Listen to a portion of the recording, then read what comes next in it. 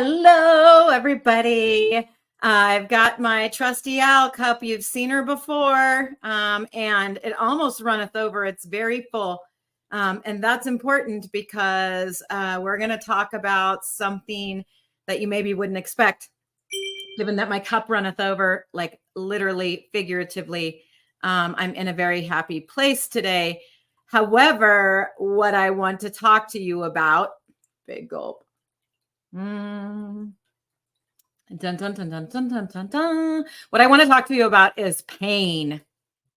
How many times has the conversation started out this way recently, like with your friends or something like that, where you're like, let's talk about pain?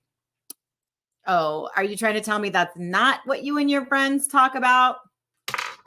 I beg to differ. I beg to differ. That is exactly what you and your friends talk about. Or more precisely, probably pain's less dramatic cousin, discomfort. Here's an epiphany I had, though, something that once I realized it, I was a little gobsmacked about it. That's why it's this week's topic.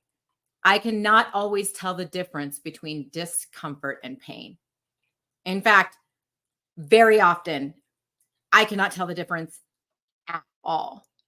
So this is why it's so important to have ways in which we're embodied in our lives and we're doing physical activity and moving our bodies around and pushing the limits of what our bodies can do, because we learn these lessons through the body first and through the mind second. And I love lessons that I learn this way because they just really soak into me, and they really create a different kind of wisdom. So what was I doing when I realized this? Well, I was doing assisted stretching. I have this amazing practitioner, Erica. Many of you know I've been doing a lot of running and training for events and things like that. And so, constantly I have quite a bit of soreness actually from this activity. And so I was grimacing because Erica was taking my leg and twisting it and doing some, I don't know. But anyway, I always feel amazing after these sessions, by the way. But I was grimacing, and I was being really tight. And she was like, hey, you feeling that? And she has this beautiful way of kind of smiling and laughing as she's helping me through this. And I said, yeah. And she said, do you think this hurts? And I said, yeah. And she said, it doesn't hurt. It's only uncomfortable. And she said, I'm not going to push you past your limit. I can feel your muscle here. I know what I'm doing. And this is discomfort. And, in that second, actually, all of a sudden the discomfort lessened because I realized she was right and that I was misinterpreting the discomfort as pain. And I also kind of realized that my reaction to it, my grimacing, my tension, probably I was holding my breath. I was, kind of reacting in another part of my body to compensate. All of this stuff was making it worse. So despite having, very defined bodies and edges and all that, we're a lot like amoebas. We move away from pain and what we perceive as pain, and we're constantly seeking, pleasant sensations. But discomfort is a pathway to growth. So we need to figure it out. We really need to understand what is the difference between discomfort and pain and how we can lean into discomfort so that we can grow. Discomfort is also a signal that, hey, there's something here that we need to pay attention to. And if we work with it, if we're playful with it, if we're mindful about it, oh my gosh, the possibilities are incredible. It's when we decide to try and avoid it, or when we complain about it, when we're venting about it to our friends, which, by the way, made nothing better ever. That's when we start to make it worse. So, I decided to see if there was a quote that I maybe could pull for you about the difference between discomfort and pain from a medical perspective. And I found a quote by Dr. Rhea Waite, who is a naturopathic physician, that really explores this difference. So it's a little bit of a long quote, but it's beautiful. It really unfolds this. So in discomfort, you push yourself a little bit to gain a big change. Discomfort is where you say, I don't know if I can do this. It makes me nervous, or I've never done this before. It's where you are deeply listening to your body, honoring its actual limits while asking for just a bit more from it. Discomfort is not painful, it's uncomfortable, and it may make you squirm a little bit. It's okay. Go slow. Discomfort fluctuates in intensity, usually more of a background feeling. Discomfort lingers, aches, is annoying. It improves with pushing, though. The feelings resolve when you're finished. Within discomfort, uncertainty, metaphoric and actual, is where growth happens. It is here you will find the gains and the strength. Pain, on the other hand, is a signal from your nervous system alerting you that something is wrong. Pain should not be pushed through or ignored. Doing this will only lead to further tissue damage, mixed signals in the nervous system, and a psychological message that your body is not to be trusted. Pain worsens the more you push through. It is sharp, stabbing, shooting, intense. So that, to me, really what Dr. Rhea Waite is offering us is a way and physically to understand the difference between discomfort and pain. And then once we understand this, we can apply it to situations that we're in on a more metaphorical basis, mental situations, psychological situations. What is the difference in this relationship with what I'm experiencing? Is this only uncomfortable or is this painful? And how do I sort out the difference? Because pain worsens the more you push through. I think that's a really important concept. It's kind of like I started a run last night and I was a little bit late getting to the run. Tuesday nights are when I have class. I didn't work out yesterday morning. I chose to sleep in and snuggle my dogs a little bit more, which is leaning into something very, very pleasant. And so I needed to get a run in last night and I was really not feeling it. And I find often that the hardest part of a run is the first mile and sometimes also the last mile, depending on the length of the run. But that first mile, I never kind of feel like doing it. That's where my muscles are a little rusty. I'm probably still sore because I really am piling on the miles right now. And I can feel it. And I can feel my muscles like kind of creaking, getting warmed up. Look, I'm getting older. This doesn't get easier, pushing our physical limits as we get older. And so, when I'm experiencing this in the first mile, I have to say to myself, is there anything that's painful? There's a way to do a body scan, which is something that's common in meditation, but is also common for people who are running or doing a endurance-based physical activity, right? Is where you are scanning from H to T, head to toe, to see, is there anything here that I need to particularly be paying attention to? Is this normal discomfort?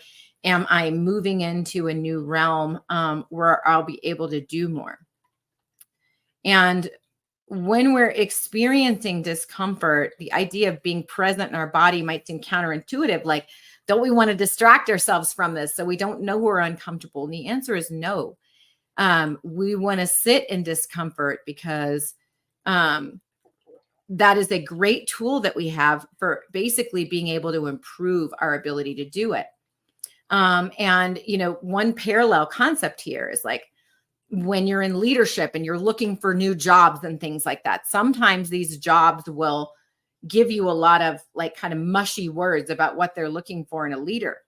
And one of those concepts is courage.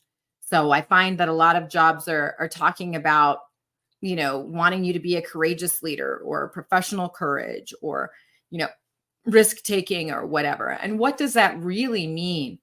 I think that professional courage means being uncomfortable, the willingness to be uncomfortable, to take some risks, to not be as concerned with the social status quo, to not be concerned about turning a corner in the business, to not be concerned about, doing things differently, bringing on different people, integrating different perspectives, hearing that you're wrong. One of the most painful things or things that we interpret as painful psychologically can be social disapproval. A lot of people will actually go well out of their way to avoid social disapproval, particularly from those that are closest to them, but also just in general from anyone, will go an awful long way to avoid that, because we perceive that as painful. And there's certainly a way that that can manifest, which is painful. And I don't want to discount the experiences that people have of, being bullied just for living out who they are, and how painful those situations can be. But sometimes that disapproval is just uncomfortable. Sometimes it's just conflict, which actually, conflict is a really important part of professional courage. It's a really important part of being collaborative. And in a truly collaborative situation, we're exploring.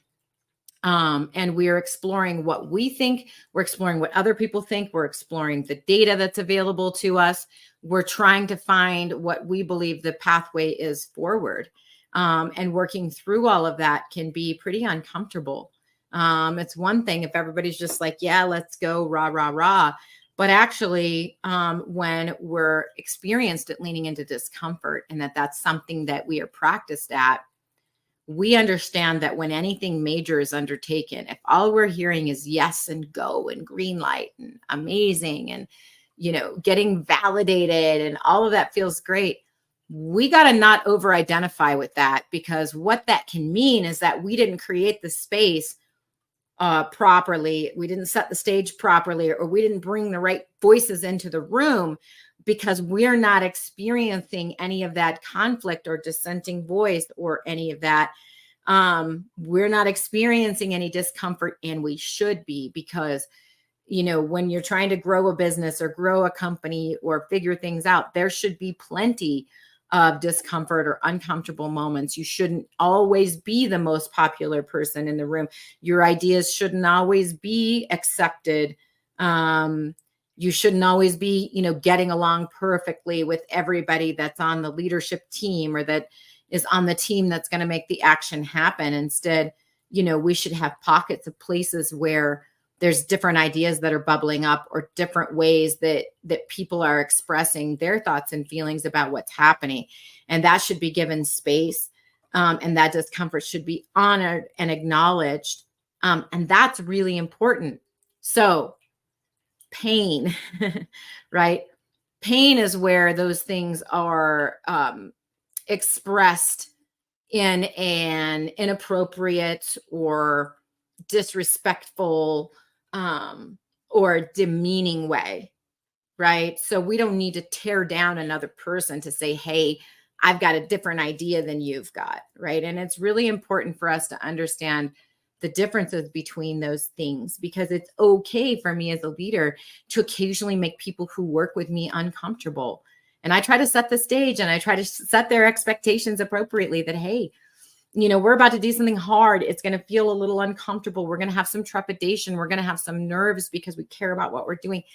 That's normal, right? And I want to hear all of that, and I want to take all of that on, and I want to explore whether there's different or better ways to minimize some of that if there's going to be some noise or something like that. But I also want to make sure that I'm not causing anyone pain by attacking their, personhood, or doing things in a way that really is not respectful of the human being that's offering the input. And look, our own anxiety, our own fears, our own thoughts come to the forefront. I am not perfect. I wish I was, but I'm not. And so there are times where, I might cause pain or cause harm. And so it's incumbent on me to recognize that, and to recognize when I've crossed the threshold. And I'm not going to understand where that threshold should be if I don't live it myself. So this is such an important leadership concept. And really creating a community of people around us. So thinking about not just inside of work, but actually outside of work, how our friends interact with us, how our different communities, our families, whoever, how they interact with us, and making sure that in all the spheres of our lives, that we're actually okay taking on dissent, that we don't have too many people who just, are rubber stampers, right? Like that can be a soft place to land if we've had a hard week, having that one friend that's just your cheerleader. And those people are important to have in your lives, but it's also important to have people who will sometimes challenge you and who will, in the kindest and most respectful way say, yo, I think you're off base. I don't agree with you here. Or here's a different way to look at this. Or I hear what you're saying and I understand why you feel this way, but I don't agree with you. Those people are amazing. And as much as I want to cheerlead you and I want to celebrate you, and I want to rubber stamp you in certain areas of your life, particularly who you are as a human being, because I know if you're watching this and you're in my community that you're gorgeous, because everyone in my community is gorgeous. But I also want to be that person for you who's like, hey, I know what your intentions are. I know what your heart is like. And here's a way that you can show up differently or better in this space, where we can be like coaches and spiritual centers and professional centers for each other. That's a super important thing. And that's why I try to spend a certain amount of my time kind of playing with all of these things inside and outside the work sphere, because ultimately those things mix together, particularly for me. I admit maybe a little bit of a disease here, but they mix together in a way for me that's inextricable. Like work is life, life is work. Work is practice and practice is work. So to me, it all mixes together. And I don't see too many distinctions or too many boundaries. How I show up is how I show up. And then that way, when I'm committed to showing up a certain way in all the different spheres of my life, I don't have to code switch or mask or do too many things that take away energy from that. And I could just be who I'm supposed to be with that emphasis on discomfort and growth. And to be honest with you, I've only really started scratching the surface of being comfortable with being uncomfortable. And that's been something I've been really working on over the last 4 years. Pandemic, I know we're all tired of hearing about it, talking about it and all that, but it really was transformational for me, because being stuck in my living room was very uncomfortable for me, and at times tipped over into the painful, not having that human connection that I need. And so when our basic needs aren't met, then we start to understand also the difference between discomfort and pain, where, we're meeting our needs and we're resourcing ourselves appropriately, and not being too Spartan with ourselves, right? Not denying ourselves things that are soft and are comfortable and are good for us. Then, we can lean into discomfort in a different area. And then when we understand exactly what discomfort looks like, because we are playing around with it and we get it, then we know when something is painful. And that pain, when it's metaphorical, right? When it's psychological, or when it's in a relationship or whatever, we know that's a place we got to set a boundary. And that becomes really, really important to do. Speaking of discomfort, I'm a little uncomfortable with the amount of caffeine I've ingested. So really, really good coffee today, just saying.